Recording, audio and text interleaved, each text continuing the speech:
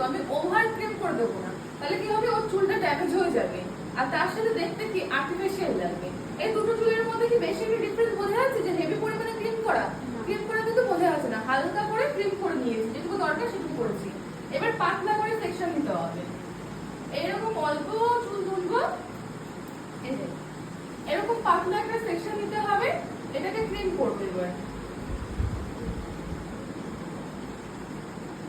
কি করে করবো যাতে স্ক্যাল্পে ও না লাগে, সেটার জন্য আমাকে খেয়াল রাখতে হবে। আমি কি করবো, চুলটাকে এভাবে ধরবো, ধরার পরে এই ক্রিম্পিং মেশিনটা ঢোকালাম, ঢোকানোর পরে এটাকে আমাকে দুবার তিনবার করে প্রেস করতে হবে। তার সাথে কি করতে হবে, তার সাথে আমাকে ফু দিতে হবে। তাহলে কি হবে, এই যে ক্রিম্পারের যে ধোঁয়াটা, সেই ধোঁয়াটা ওর স্ক্যাল্পে লাগলে ওর মনে হতে পারে যে ওর স্ক্যাল্প পুড়ে যাচ্ছে।